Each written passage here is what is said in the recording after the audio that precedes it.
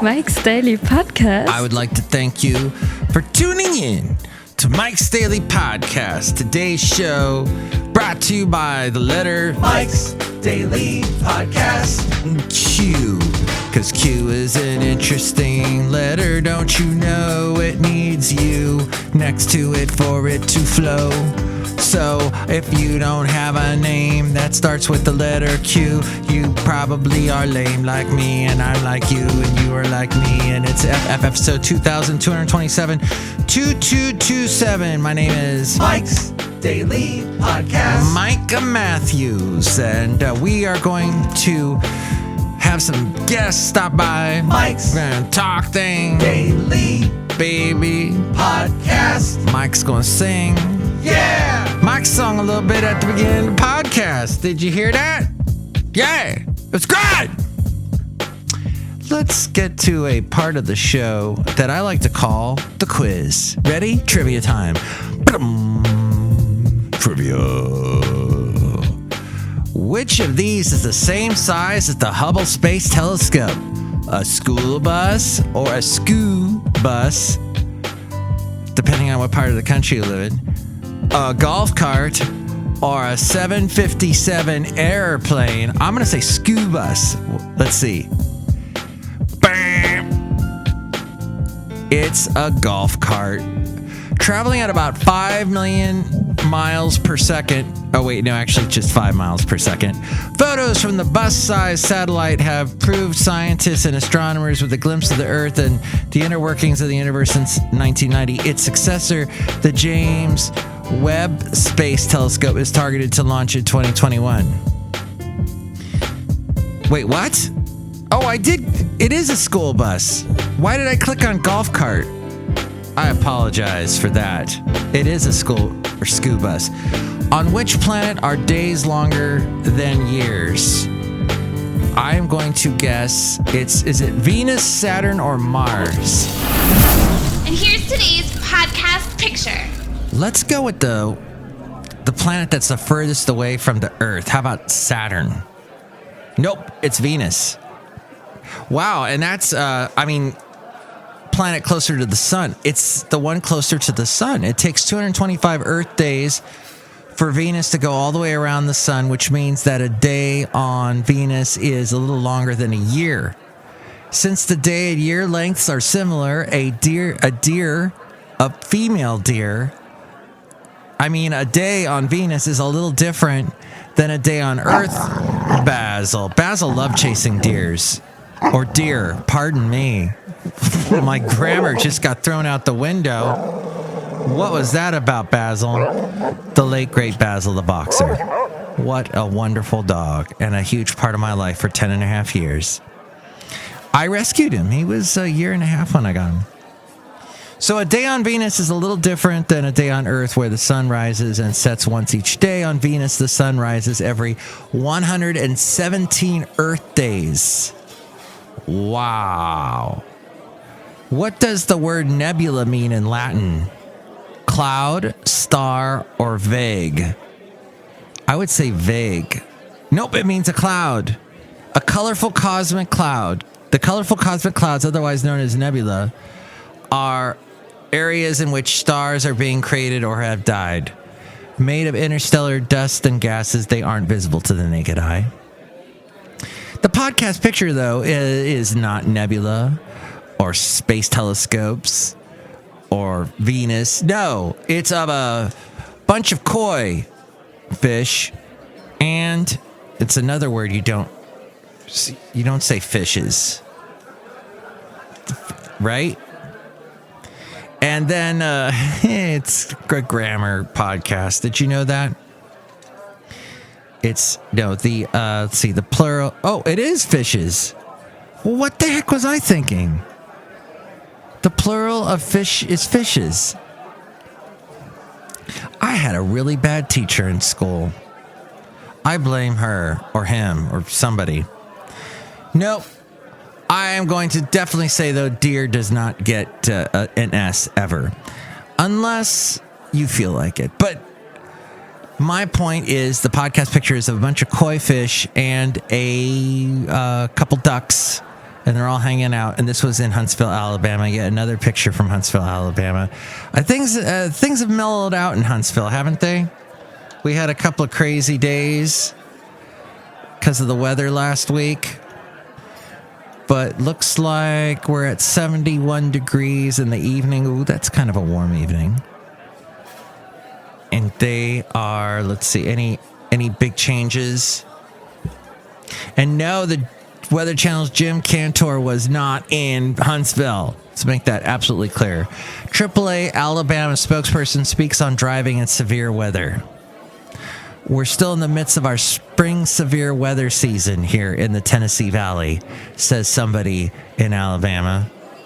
So, yeah, I guess there's still got to be careful. All right.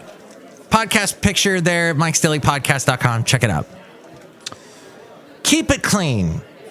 That's what Tosca Reno says.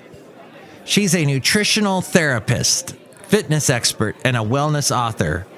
She says, as a nutritional therapist, I assess my clients' strengths and weaknesses when it comes to their diets and the foods they put in their bodies.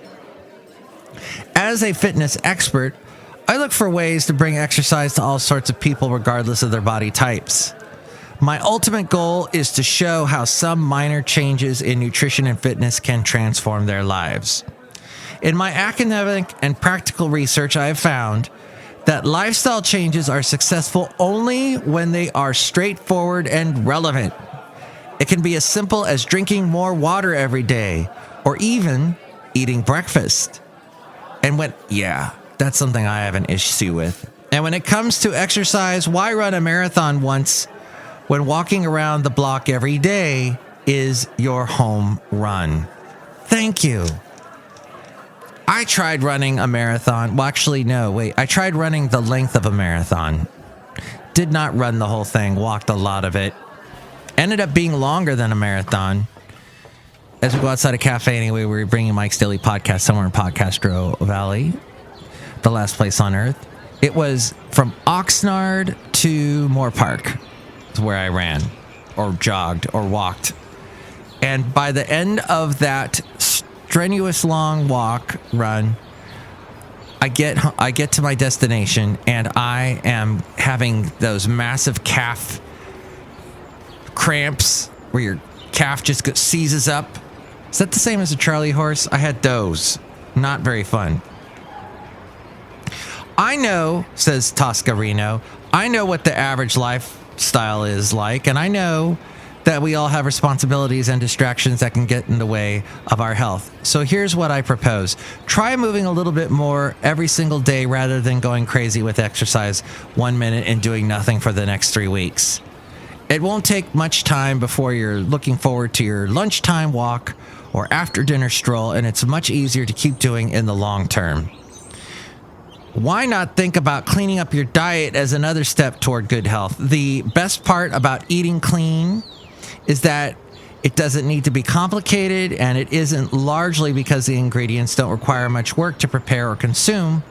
She says, when I'm cooking, I base my meals on the holy grail of protein, complex carbohydrates, and natural fats. I look for well-sourced, nutrient-dense, and properly prepared foods. If your grocery cart is always full of processed foods, because these are your fallback, easy-to-serve items, think of it this way. Nothing says first food like a raw apple, a green salad, a piece of steamed salmon, or a quick green smoothie. People tell me, hey, here's a good idea. Just don't buy processed foods. Stay away from them as much as possible. Anything that comes in the package is going to be added with extra fat and salt and stuff you don't need. Because the people that make that got to make a profit, so they got to make it as wanting people want to consume it as much as possible to try and make it desirable. I'm often short on time, and my to-do list is as big as a sheet of wallpaper. By relying on natural flair that requires minimal preparation, I can get dinner on the table in just a few minutes. Steaming your vegetables is unbelievably fast, and if you have no time at all, Just eat them raw. Need another idea? Grilling is always delicious, and there's hardly any cleanup. The trick is to learn a few cooking techniques that you can pull off in a flash. When your body becomes accustomed to eating clean, you'll start to crave those fantastic nutrients. You won't think that you're making painful sacrifices, but that eating clean is the best way to care for your body. What a good idea. Thank you, person that wrote this article and published it in the Costco connection. Yes, I finally made it to Costco yesterday. Was it packed? It was kind of, I almost ran into somebody. But hey, it could have been worse. All right, we're outside a cafe anyway, somewhere in Podcaster Valley. Look who's here. Hello, Mike Matthews. It's Chely Shoehart, gift shop supervisor. Oh my gosh, I want to try and eat clean. You want to try and eat clean? Yes, Mike Matthews, I want to eat clean things. Like, I want to eat clean broccoli. That sounds so good. Broccoli that's been cleaned. Yes. You know, I bring this all up because mainly today I'm looking at some pictures with someone, and this someone says to me, wow, you were thin a year ago. And nothing makes you want to eat better and exercise more than when someone says that. Look who else is here. Hello, Mike. This is Floyd the Floorman. And this is John Deere, the engineer. Mike, that's some really good tips for your health. Yes. You can chime in and tell me what you think about anything that we covered today. 336MM Daily. That's 3 + 3 = 6. MM as in Mike Matthews Daily, as in what this podcast is, like this person says. Call now. 336MM Daily. And may I just say, it's been a joy joining you today. Like I try to join you every day. Maybe even in the evening, says this person. I'm Jordan. Mike Matthews going to come in with more encouragement for you a little after 7. Have a good, restful evening. And as always, God willing, going to meet you back here tomorrow. Next show, it's going to be the wonderful Benita, the rodeo queen, the Disgruntled Fiddle Player, and the Brewmaster. Enjoy your day. Thank you for listening to the podcast. Tell all your friends. And thanks for listening to this part of the show where I wrap up stuff. And there I wrapped it up. Take it away, A-Frame. Mike's Daily Podcast is written and produced and performed by Mike Matthews. His podcast is super easy to find. Download or listen to his show and read his blog at mikesdailypodcast.com. Email Mike now at mikesdailypodcast@gmail.com. See you tomorrow. Bye.